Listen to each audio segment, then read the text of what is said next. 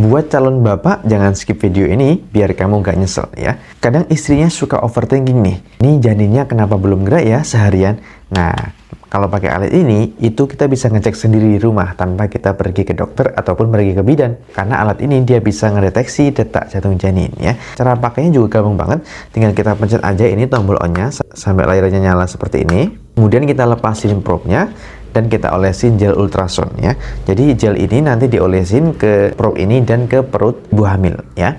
Nanti dicari aja detak jantungnya. Yang benar itu adalah 110 sampai 160 BPM. Di sini ada ya.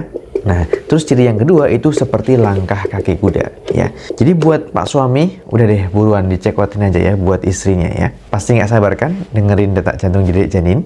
Nah, mumpung lagi ada promo dan lagi ada diskon dari sellernya, langsung aja di check out di pojok kiri bawah ya. Karena dengan 100 ribuan aja udah dapat alat ini, dapat gel, dan tentunya dapat baterainya juga ya. Keburu nyesel guys ya.